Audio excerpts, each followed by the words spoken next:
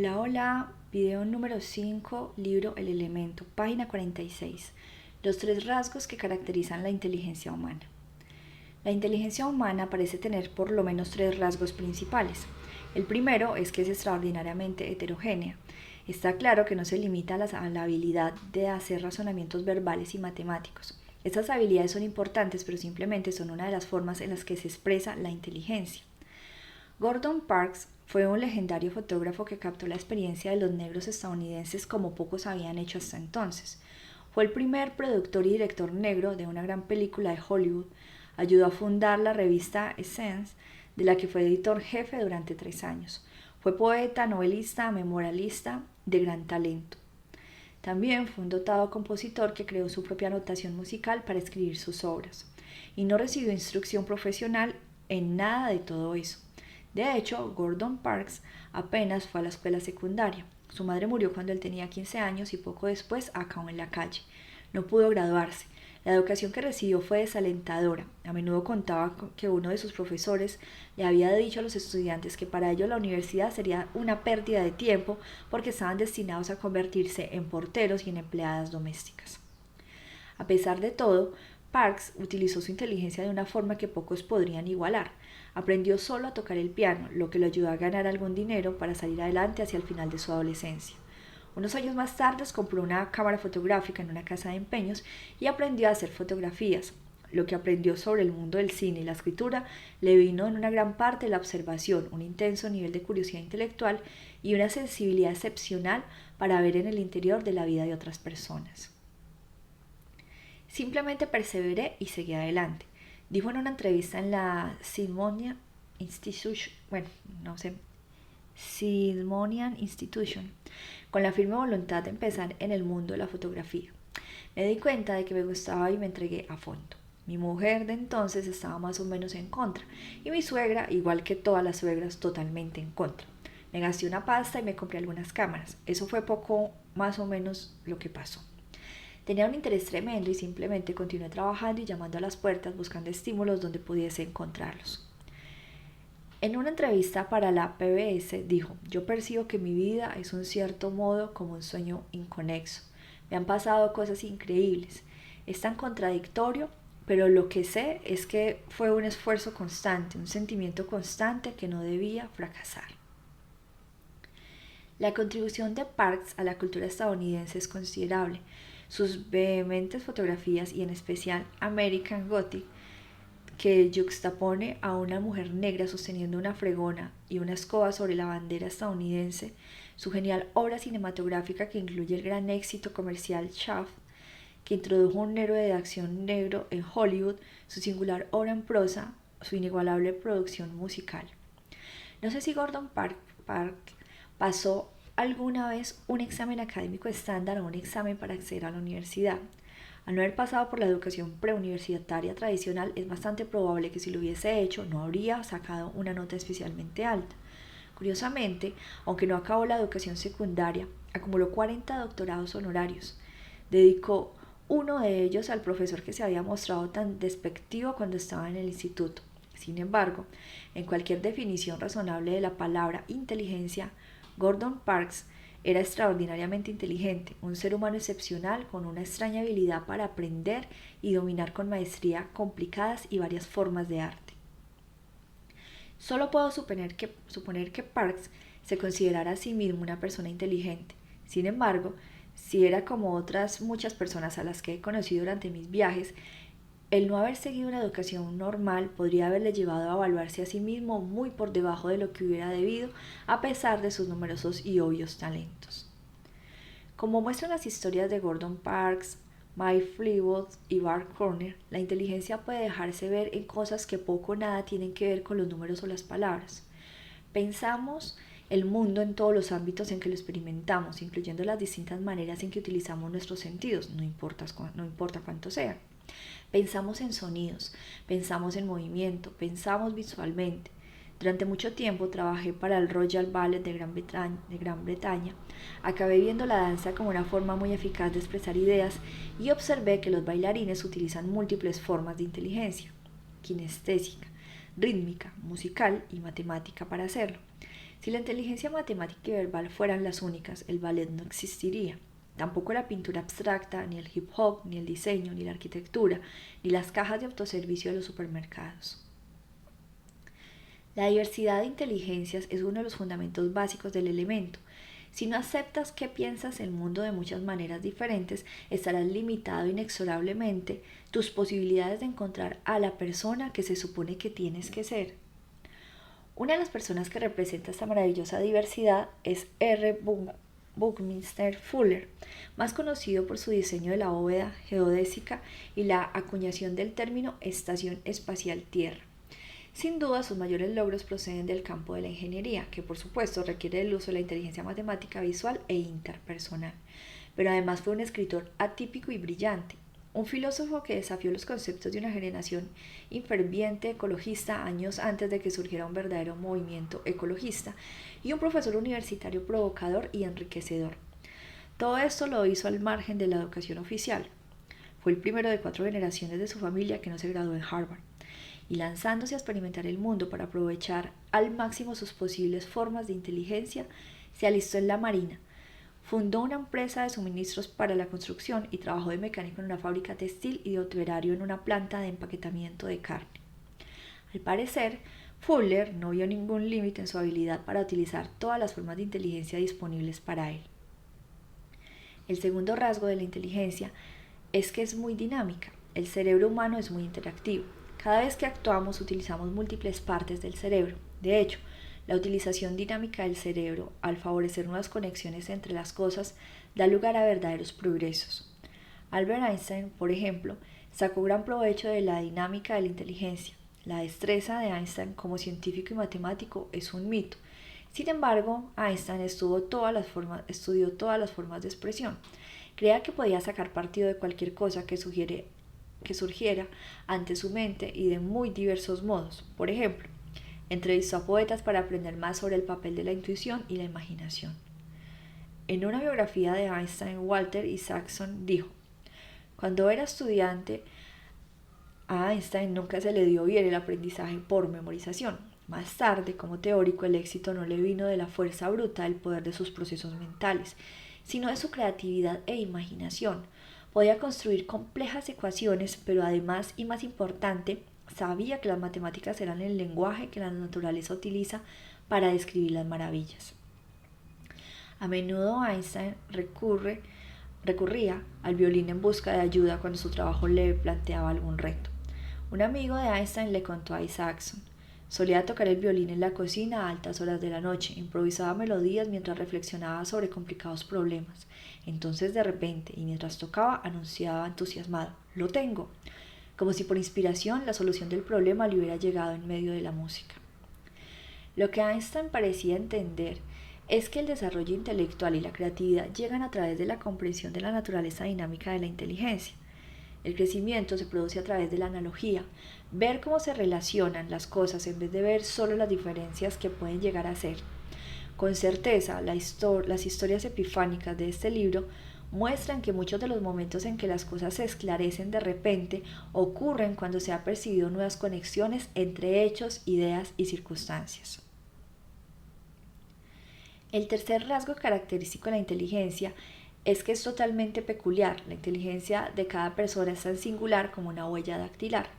Puede que haya 7, 10 o 100 formas distintas de inteligencia, pero cada uno de nosotros las utiliza de forma diferente. Mi perfil de habilidades consiste en una combinación de inteligencias dominantes y latentes distinta de los otros, los cuales tienen un perfil totalmente distinto. Los gemelos utilizan su inteligencia de forma diferente el uno del otro, tal como hacen, por supuesto, personas que se encuentran en lugares opuestos del planeta. Esto nos lleva de nuevo a la pregunta que hice antes: ¿de qué modo eres inteligente? Saber que la inteligencia es divertida, dinámica y peculiar permite abordar la cuestión de una manera distinta. Este es uno de los componentes fundamentales del elemento, pues cuando eliminas las ideas preconcebidas sobre la inteligencia, puedes empezar a percibir tus diferentes formas de inteligencia. Nadie es solo una simple puntuación intelectual o una escala lineal. Dos personas con las mismas calificaciones no harán las mismas cosas, ni compartirán los mismos intereses, ni alcanzarán los mismos logros en la vida. El nuevo paradigma del elemento tiene que ver con permitirnos acceder a todas las formas en que se experimenta el mundo y descubrir dónde se encuentran los verdaderos puntos fuertes de cada uno. Simplemente no los des por sentado. Allí finaliza el capítulo 2. Página 50, capítulo 3. Más allá de la imaginación. Faith Ringgold es una aclamada artista conocida por sus edredones pintados en los que cuenta historias. Ha expuesto en los principales museos de todo el mundo y su obra forma parte de las colecciones permanentes del Museo de Guggenheim, del Metropolitan Museum of the Art y el Museo de Arte Moderno de Nueva York. Además, es una laureada escritora. Recibió el Caldecott Honor por su primer libro, Tar Beach. También ha compuesto y grabado canciones. La vida de Faith rebosa de creatividad. Curiosamente, sin embargo, una enfermedad que la mantuvo apartada de la escuela fue la que la llevó por este camino. Cuando tenía 2 años le diagnosticaron asma. Debido a ello comenzó tarde su educación académica. Durante nuestra entrevista me contó que creía que haberse mantenido lejos del colegio a causa del asma había sido algo positivo en su desarrollo como persona. Porque, ¿sabes? No estaba por ahí para que me adoctrinaran. No andaba por ahí para que moldearan como creo que moldean a tantos niños en una sociedad reglamentada como es y supongo que en cierto modo tiene que ser la escuela. Porque cuando tienes un montón de personas en un mismo espacio, debes conseguir que se muevan de cierta forma para que la cosa funcione. Simplemente nunca tuve que soportar la reglamentación. Me perdí preescolar y primer grado. Comencé a ir al colegio en segundo, pero todos los años solía faltar como mínimo. No sé, puede que 2 o 3 semanas debido al asma. Y te aseguro que no me importaba perderme aquellas clases. Su madre se esforzó para que avanzara al mismo ritmo que las clases que se estaba perdiendo en el colegio, y cuando no estudiaban podían explorar el amplio mundo de las artes del Harlem de los años 30. Mi madre me llevó a ver todos los grandes espectáculos del momento.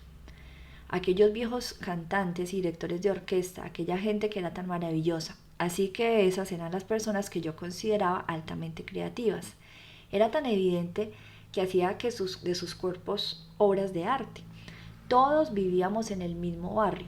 Era fácil tropezarse con ellos. Estaban allí, ¿sabes? Su arte y su buena disposición para entregarse a su público y a sus espectadores me inspiraban profundamente. Me hizo comprender el aspecto comunicativo de ser artista. Nunca me vi obligada a ser como los otros niños. No vestía como ellos, no me parecía a ellos. En mi familia tampoco esperaban eso de mí, de modo que para mí fue natural hacer algo que se consideraba un poco extraño. Mi madre era diseñadora de modas, era una artista, aunque ella jamás se habría definido así. Me ayudó mucho, aunque siempre insistió que no sabía si dedicar la vida al arte sería bueno. Cuando Faith comenzó por fin a ir al colegio a tiempo completo, encontró la emoción y el estímulo necesarios en las clases de arte. En la escuela primaria hacíamos arte desde el principio, una experiencia de primera, magnífica. Recuerdo con claridad que mis profesores se emocionaban con algunas de las cosas que había hecho y que yo, por cierto, no podía evitar preguntarme, ¿por qué ¿por qué creerán que es tan bueno? Pero nunca dije nada. Una vez en el instituto la profesora nos puso un experimento, pintar lo que viésemos en nuestra mente sin mirar con los ojos. Haríamos unas flores. Cuando vi lo que me había salido, me dije, oh, Dios mío, no quiero que se vea esto, es realmente horrible. Pero ella lo puso en alto y dijo, es maravilloso, mirad esto. Ahora sé por qué le gustó. Rebosaba de libertad, que es lo mismo que a mí me gusta ahora cuando veo a los niños haciendo arte. Es expresivo, es fascinante. Es la clase de magia que tienen los niños. Para ellos en el arte no hay nada demasiado extraño ni diferente. Lo aceptan, lo entienden, les encanta. Entran en un museo, miran alrededor y no se sienten amenazados. En cambio, los adultos sí. Creen que hay mensajes que no acaban de entender, que deberían decir o hacer algo ante la obra de arte. Los niños simplemente las aceptan porque de una u otra forma han nacido así y siguen siendo así hasta que empiezan a ser críticos consigo mismos, aunque puede que esto ocurra porque nosotros empezamos a criticarlos. Yo intento no hacerlo, pero el mundo los criticará, ya sabes, los juzgará. Esto no parece un árbol, esto no se parece a un hombre. Cuando los niños son pequeños no hacen caso de ese tipo de cosas, solo están manifestándose ante sus ojos. Esta es mi mamá y ese es mi papá, y fuimos a casa y cortamos un árbol. y esto y lo otro y lo de más allá, te cuentan toda una historia sobre el dibujo, lo reconocen y creen que es maravilloso. Y yo también porque carecen totalmente de restricciones en este tipo de cosas. Creo que los niños tienen la misma habilidad para la música. Sus débiles voces son como pequeños timbres que hacen sonar.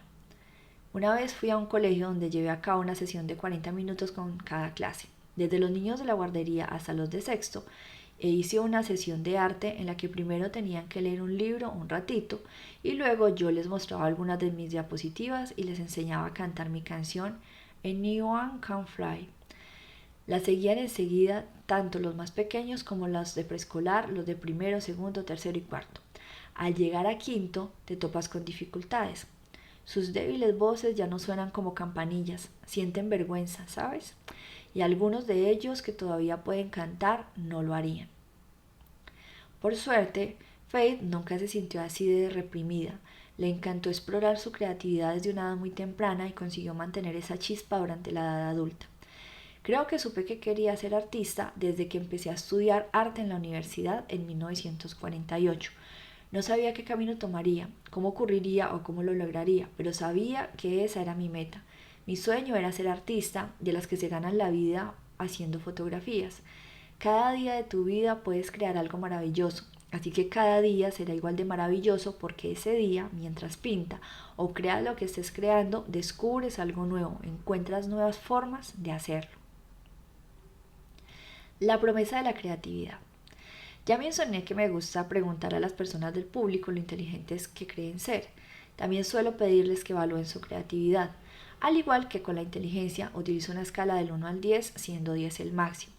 Y como con la inteligencia la mayoría de la gente se otorga una puntuación media, entre aproximadamente 1000 personas, menos de 20 se evaluaron con un 10 en creatividad, unas pocas más alzaron las manos para el 9 y el 8.